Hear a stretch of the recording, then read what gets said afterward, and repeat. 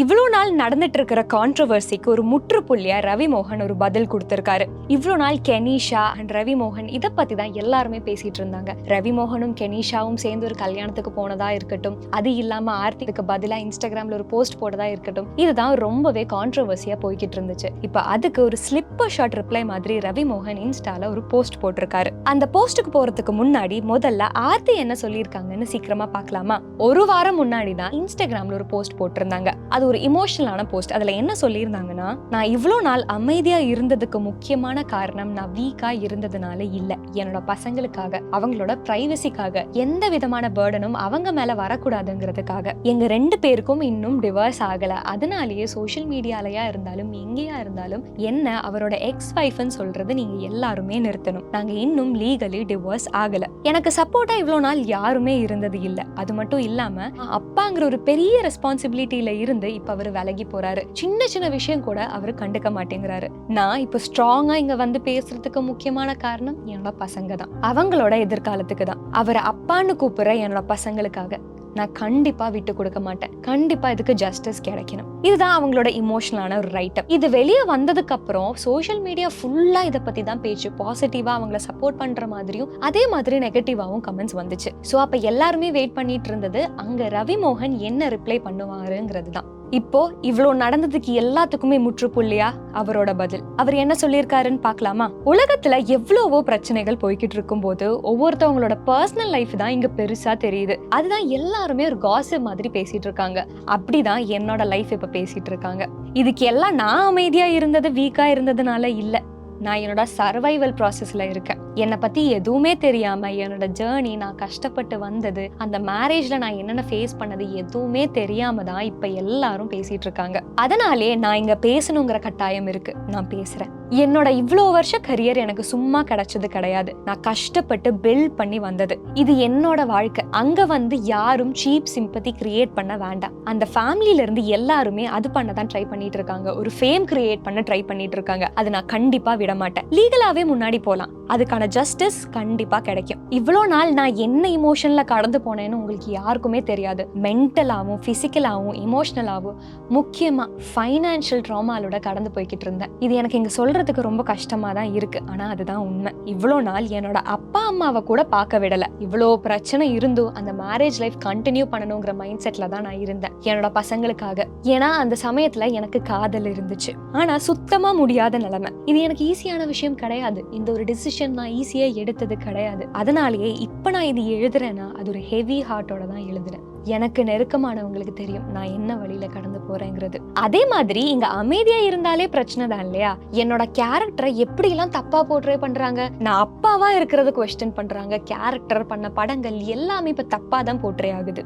என்னால இதெல்லாம் கேட்டுட்டு சும்மா இருக்க முடியாது. கண்டிப்பா ஏத்துக்கவும் முடியாது. ஏன்னா இதெல்லாம் உண்மை கிடையாது. இங்க இவ்வளோ தூரம் வந்ததுக்கு அப்புறமும் எனக்கு ரொம்பவே வருத்தமா இருக்கிற விஷயம் என்னன்னா, என்னோட பசங்களை ஆயுதமா யூஸ் பண்றது, சோஷியல் மீடியால ஒரு டூலா யூஸ் பண்ணி சிம்பத்தி கிரியேட் பண்ண ட்ரை பண்றது. ஆனா உண்மை என்னன்னா, நாங்க பிரிஞ்சு நான் அந்த வீட்ல இருந்து வெளியே வந்ததுக்கு அப்புறம் என்னோட பசங்களை மீட் பண்ணவே விடல. நான் ரொம்பவே ட்ரை பண்ணியிருக்கேன், அவங்க விடல. என்னோட பசங்க வெளியே போனா கூட பவுன்சர்ஸ் கூட தான் போறாங்க. அங்க கூட நான் போய் மீட் பண்ண கூடாதுன்னு தான் பவுன்சர்ஸ் கூடவே போறாங்க.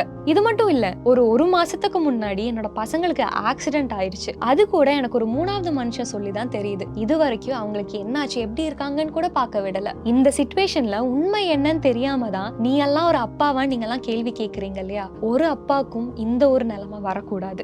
இந்த டிசிஷன் எல்லாமே எடுக்கிறது என்னோட மனைவி தான், அவங்க குடும்பம் தான். ஒரு சமயத்துல எல்லாரையுமே முழு மனசோட தான் நான் காதலிச்சேன். இப்போ இந்த ஒரு கஷ்டமான டிசிஷன் எடுத்திருக்கேன்னா அதுக்கு ஒரு பெரிய காரணம் இருக்கும். அது கண்டிப்பா அவங்களுக்கே ஒரு நாள் புரியும். இன்னொரு முக்கியமான விஷயம், இந்த டிவோர்ஸ்ல பிரிஞ்சு வரணும்னு மட்டும் தான் நினைச்சிருக்கேன். என்னோட பசங்களை பிரிஞ்சு வரணும்னு இல்ல. அவங்களை எங்கேயுமே நான் விட்டு கொடுக்க மாட்டேன். அவங்களுக்கு தேவை இருக்குங்கிற இடத்துல நான் கண்டிப்பா அங்க இருப்பேன் ஒரு அப்பாவா. இன்னொரு விஷயம், எக்ஸ் வைஃப்னு சொல்லக்கூடாதுன்னு சொல்லியிருந்தாங்க. அவங்க என்னோட எக்ஸ்ன்னு நான் அந்த வீட்ல இருந்து வெளியே வந்த அந்த மொமெண்ட் முடிவு பண்ணது. அது அப்படியே தான் இருக்கும். இவ்வளோ தூரம் ஹார்ட் ஒர்க் பண்ணி வந்த மனுஷனா அவனுக்கு அவனோட dignity, earnings, finances, social media account, career options, என்னோட பசங்க கூட இருக்கிற பாண்டிங், என்னோட அப்பா அம்மா கூட இருக்கிற கான்வர்சேஷன் எதுவுமே இல்ல.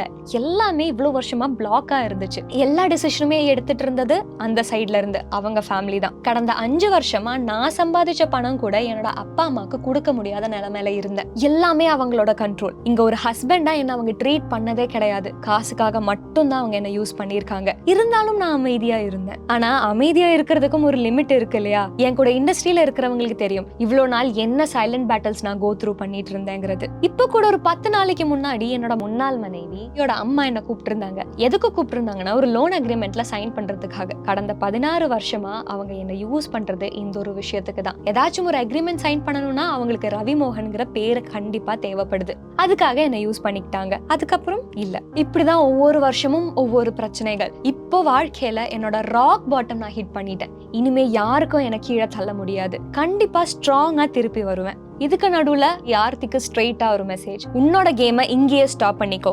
என்னோட பசங்களை இதுல இனிமே இழுக்க கூடாது. அவங்களுக்கு ஒரு நல்ல அப்பாவா இருக்க எனக்கு தெரியும். அவங்களுக்கு என்ன தேவையோ அது பண்ணிக்கவும் எனக்கு தெரியும். நம்ம இனி கோர்ட்ல மீட் பண்ணலாம். இதுதான் ஆர்த்திக்கு ஸ்ட்ரெயிட்டா கொடுத்த பதில். அடுத்து என்ன சொல்லியிருக்காருன்னு பார்க்கலாம். அவங்க கூட இருக்கிற கொஞ்சம் மோசமான மென்டர்ஸ் எல்லாருமே இந்த பிஆர் வச்சு ஸ்ப்ரெட் பண்ற நியூஸ்லாம் ரொம்பவே ஷாக்கிங்கா தான் இருக்கு. ஹீலிங்கிறது கோர்ட்ல நடக்க வேண்டிய விஷயம், சோஷியல் மீடியால இல்ல. ஒரு ஃபேமுக்காக அவங்களோட இமேஜ் ஸ்பாயில் பண்ணக்கூடாதுங்கிறதுக்காக தான் இது எல்லாமே அவங்களோட ஃபேமிலி பண்றாங்க. இவ்வளோ நாள் கூட இருந்ததுனால நான் சொல்றேன், என்ன மாதிரி அங்க பாதிக்கப்பட்ட இன்னொருத்தர் இருக்காரு, என்னோட பிரதர் இன் லா. எனக்காகவும் அவருக்காகவும் கூட தான் நான் இங்க பேசுறேன். அடுத்து கெனிஷா பிரான்சிஸ்க்கு வருவோம். ஒரு தோழியா அறிமுகமானவங்க. வாழ்க்கையில என்ன பண்ணணும்னு தெரியாம இருந்த எனக்கு ஹெல்ப் பண்ணவங்க தான் கெனிஷா. என்னோட லைஃப் லைனா இவ்வளோ நாள் கூடவே நின்ன ஒரு பர்சன். என்னோட வீட்டுல இருந்து செருப்பு கூட இல்லாம நைட் ட்ரெஸ் போட்டு என்னோட வாலெட் செக்யூரிட்டி எதுவுமே இல்லாம வெளியே வந்தேன். அந்த சமயத்துல இருந்து இப்ப வரைக்கும் ஒரு தோழியா என் கூட இருக்கிற ஒரு பர்சன். என்கிட்ட எதுவுமே கேட்கல, எதுவுமே சொல்லல, சும்மா என் கூட இருந்தாங்க. எனக்கு வெளிச்சம் கொடுத்தாங்க. ஆரம்பத்துல இருந்து நான் என்னென்ன பேட்டில்ஸ் ஃபேஸ் பண்றேன்னு கண்ணால பார்த்தவங்க. பிசிக்கலா இருந்தாலும், மென்டலா இருந்தாலும், இமோஷனலா இருந்தாலும், ஃபைனான்சியலா இருந்தாலும் எல்லா பிரச்சனைகளுமே அவங்க பார்த்திருக்காங்க. எதுவும் காசுக்காகவோ ஃபேமுக்காகவோ இல்ல, எனக்கு தைரியம் கொடுக்கணுங்கிறதுக்காக. என் கூடயும் என் ஃபேமிலி கூடயும் ஒரு தைரியமா கூட நின்னவங்க.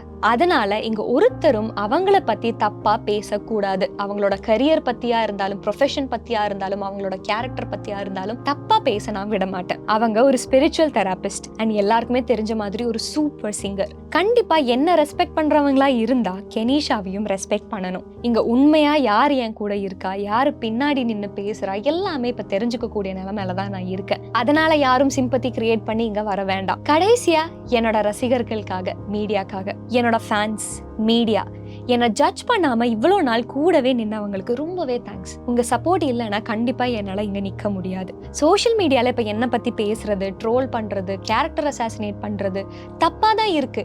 ஆனா எதுவுமே என்ன எஃபெக்ட் பண்ணாது. இந்த 16 வருஷம் நான் கடந்து போனதை விட மோசமா கண்டிப்பா இருக்காது இல்லையா? என்ன மாதிரி நிறைய ஆண்கள் இன்னும் கஷ்டப்பட்டுட்டு இருக்காங்க. அவங்களுக்காக தான் இந்த போஸ்ட். கண்டிப்பா ஸ்ட்ராங்கா வெளியே வரணும். உங்களால் அது கண்டிப்பா முடியும். இதுதான் கடைசி ஸ்டேட்மெண்ட். இப்போ என்னோட வாழ்க்கையில நான் ரொம்பவே ஹாப்பியா இருக்கேன். இவ்வளோ வருஷம் இருந்ததை விட சந்தோஷமா இருக்கேன். இவ்வளோ நாள் என்னை முதுகுல குத்துனீங்க, இப்போ என் நெஞ்சில குத்துறீங்க. அவங்களுக்காக தான் இந்த பதில். இப்படிதான் இந்த போஸ்ட் முடியுது. இதுதான் ரவிமோகன் கொடுத்த ஸ்ட்ராங்கான பதில். இந்த போஸ்ட் பத்தி தான் இப்ப எல்லாருமே பேசிட்டு இருப்பாங்க. ஆர்த்தி சைட்ல இருந்து ஏதாச்சும் பதில் வருமாங்கிறது நமக்கு வெயிட் பண்ணி பார்க்கலாம்.